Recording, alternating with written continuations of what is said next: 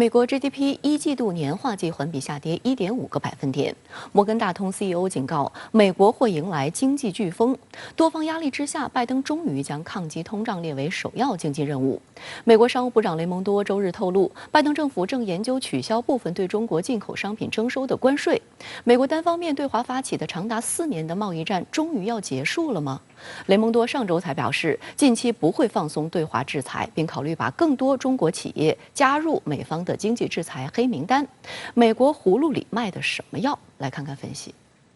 面对国内几十年来最高的通胀，美国商务部长雷蒙多周日表示，总统拜登已要求他的团队研究取消部分美国前总统特朗普对中国进口商品施加的关税，以应对当前的高通胀。We are looking at it. In fact, the president has asked us on his team to analyze that, and so we're in the process of doing that for him, and he will have to make that decision. 雷蒙多表示，取消一些家用消费品的关税或许是明智之举，但工业用原材料则不在考虑之列。Steel and aluminum, we've decided to keep some of those tariffs because we need to protect American workers and we need to protect our steel industry. That's a matter of national security. There are other products, household goods, bicycles, etc., and it may make sense, and I know the president is looking at that. Here's what I do know. President Biden gets up every day and goes to bed every night thinking about what can we do to get a lid on inflation. And anyone who brings him a good idea that he thinks will help American families, he's open to doing it. 2018年，特朗普引用301条款，对价值2000亿美元的中国商品征收25%的额外关税。这些税目将于今年8月到期。美国贸易代表办公室此前表示，已经开展复核工作，但外界注意到，美国贸易代表办公室主张保留这些关税，并将其用作与中国全面竞争的战略工具。上周四，美国副贸易代表比安奇就表示，除了减免关税，美国政府的选项还包括启动新的贸易调查。这明显与财政部长耶伦以及商务部长雷蒙多的意见相反。此前，美国《纽约时报》曾报道称，白宫内部罕见就经济政策产生分歧，并且摆上台面进行争吵，甚至连拜登都无法做出决断。因为我们知道钢铝这些产品、大宗商品、中间产品是整个工业的这个基础，而这个它会直接较为明显的会全面的推升美国国内的通胀。但是呢，拜登政府我们显然看他的做法是，他首先他免除了这些洗衣机啊、自行车啊这些关税的话，显然他就想让老百姓去看到他美国拜登政府在做一些事情啊，不管这个政策能不能实实在在的能够取得多大的这个成效。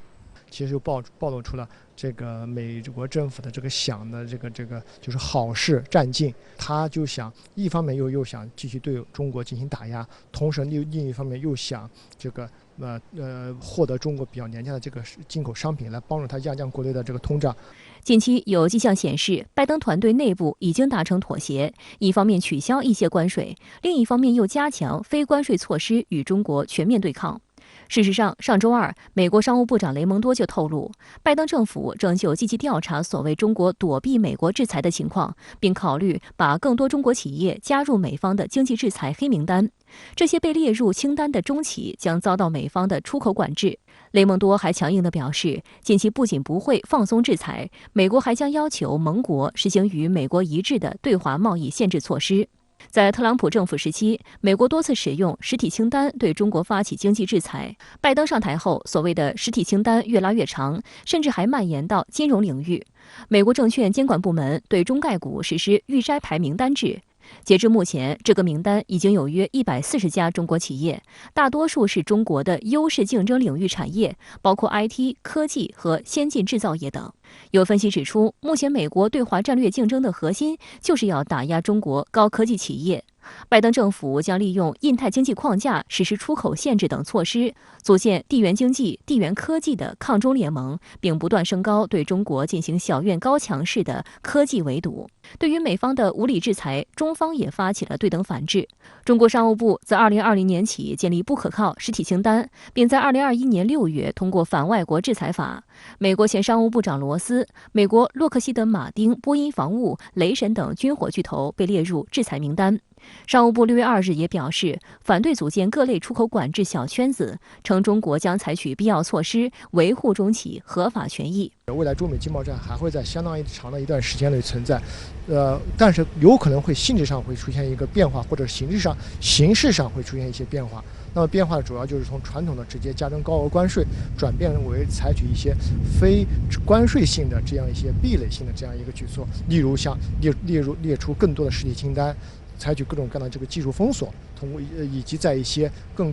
这个特别这个高精尖的领域设置一些障碍。出口和经贸障碍，通过这种方式来表现出之间中美经贸的这样一些矛盾和冲突。对于拜登来说，目前摆在他面前最严峻的任务，恐怕还是国内严重的通胀问题。有观察认为，在11月将举行中期选举的背景下，由于通胀和物价高涨，直接影响了大量民众生活，很多人会用选票来表达自己的态度，而这才是拜登政府和民主党面临的真正最大挑战。据著名财经智库美国彼得森经济研究所测算，全面取消对华额外关税将令美国通胀下降约1.3个百分点，但前提是拜登政府的动作要快，以免美国经济陷入高通胀、低增长的恶性循环。美国商业媒体 CNBC 电视台也呼吁，放宽或完全取消对华关税已是白宫可动用的少数选择之一。美国摩根大通公司首席执行官杰米·戴蒙就预测，受通货膨胀压力增加、美国联邦储备委员会加息预期以及俄乌冲突升级影响，美国经济将刮起飓风。